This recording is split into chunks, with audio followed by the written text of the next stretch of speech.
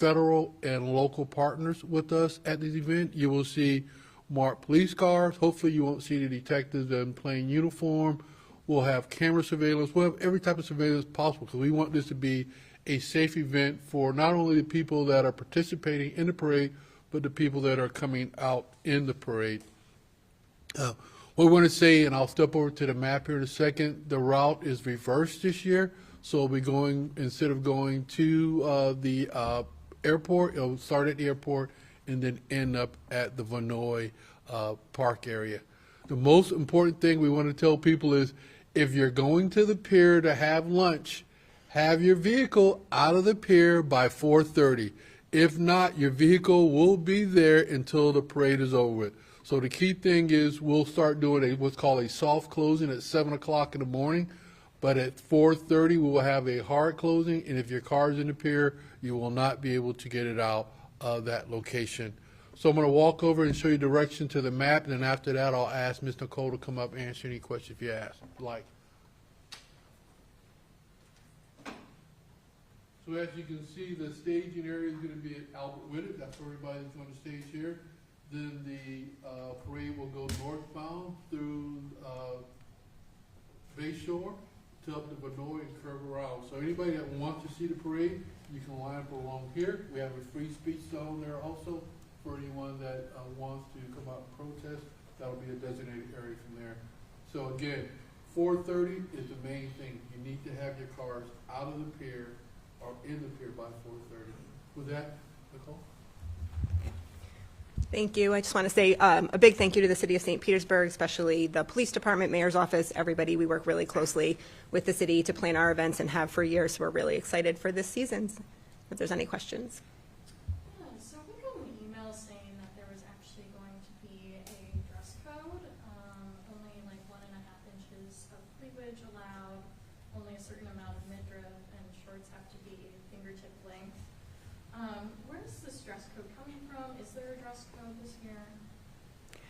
So just to be in compliance with city ordinances, as we have always been, we just ask folks to abide by current ordinances. And for us, if you can wear it on the beach, you can wear it at Pride. So that was the email, just letting people know that that is the dress code that we're going to abide by. And again, that has been our messaging for several years around participants in our parade. Can people expect any changes, in this new legislation that has passed in Tallahassee? So our events abide by all legislation, all laws from before and for now. So I don't anticipate to be any changes. We've always fallen in those guidelines, and we have always.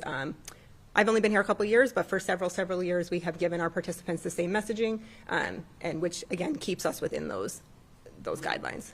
Will there be any drag performers, and is there a concern that children may see that and violate the law? So we have live performances on parade day from 2 to 10. They encompass all kinds of entertainment, and we don't anticipate that any of those performances will violate any laws.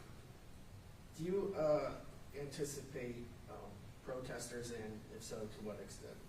There are protesters at the parade every year, so I would say that they'll probably be there again this year.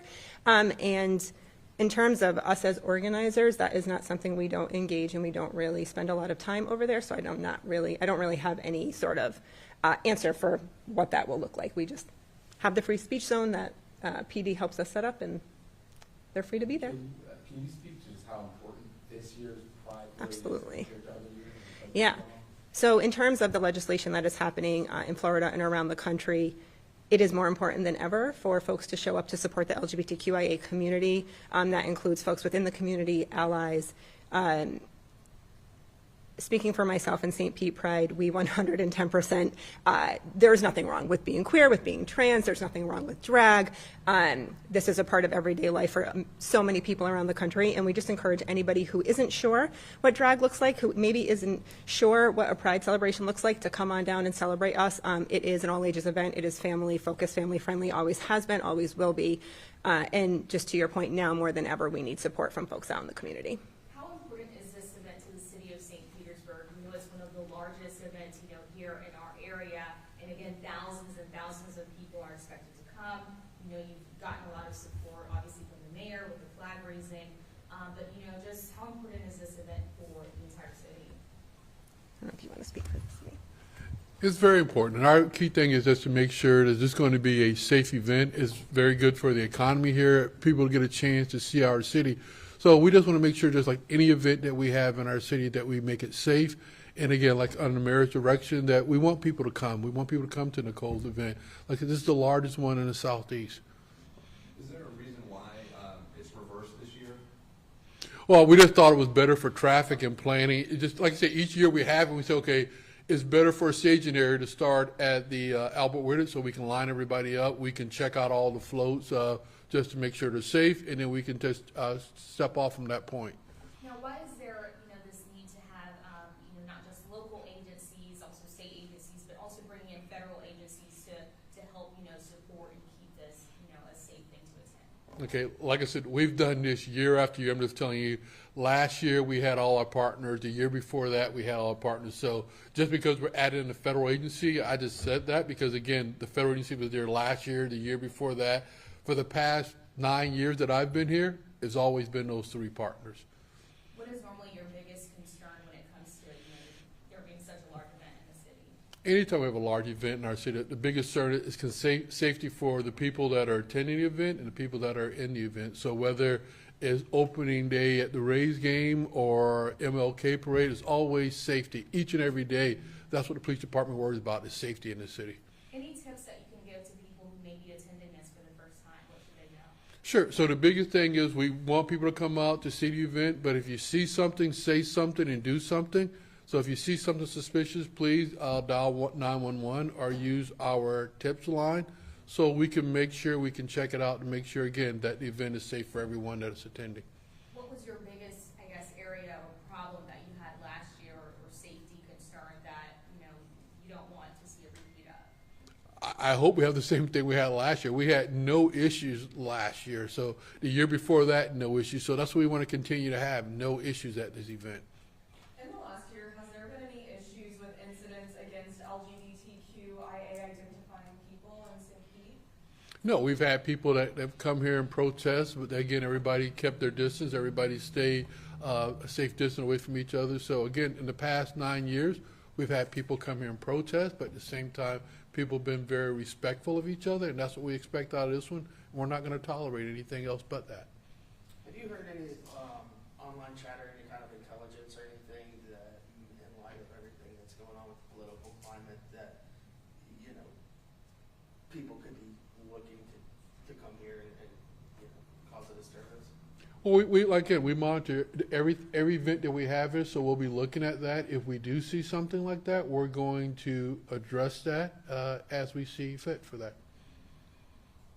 Man, one more question for you. Back to the drag queens. You had mentioned there'll be live performances from 2 to 10. I'm just curious, will there be any on actual floats? So St. Pete Pride isn't responsible we don't program the floats. Each individual entity programs their own floats, so they are free to do whatever they would like, again, as long as it stays within the confines of the law.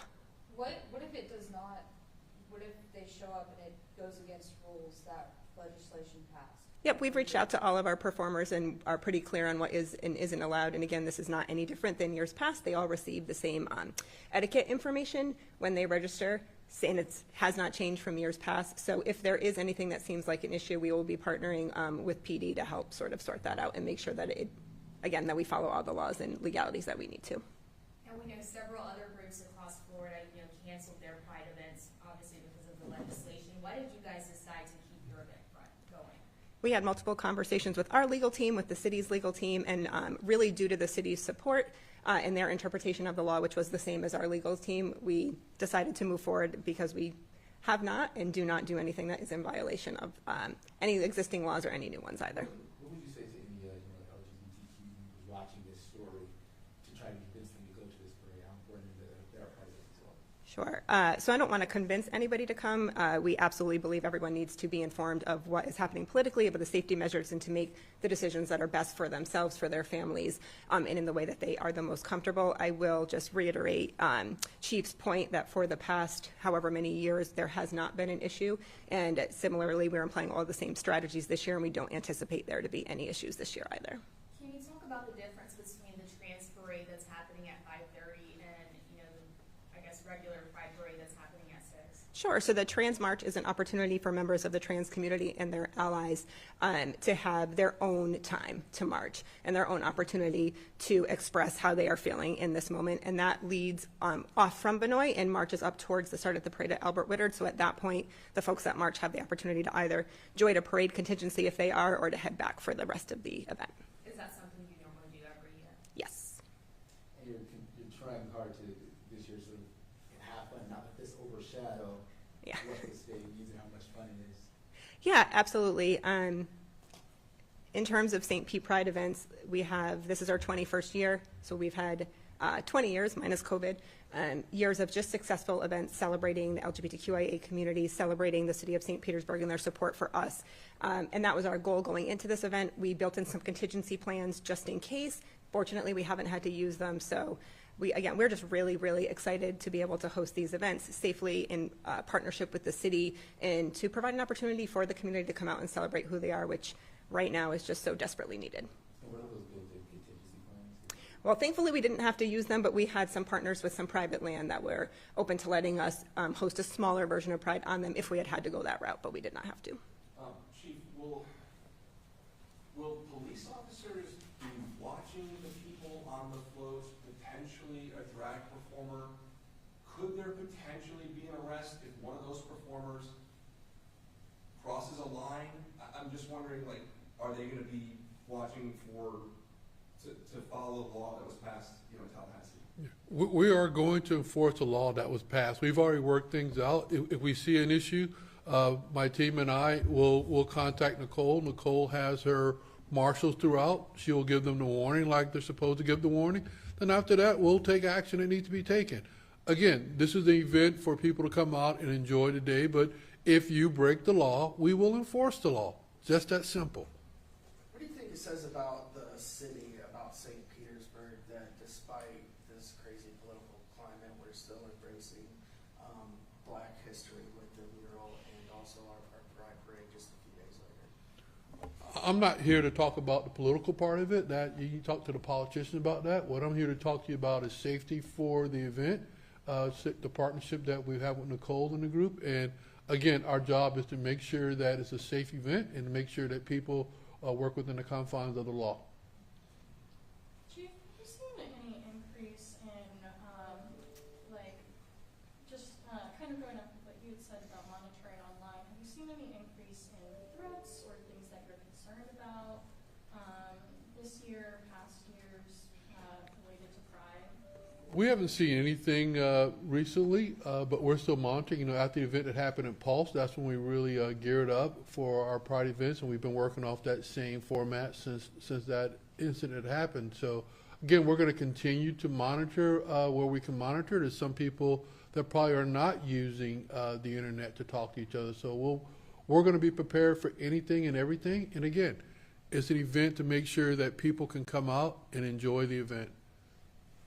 St. Pete has an LGBTQ liaison officer, right? We do. He's here right here. Marcus Heath. Wonderful. Would you mind coming up, or if the chief would want to speak to it, just Marcus?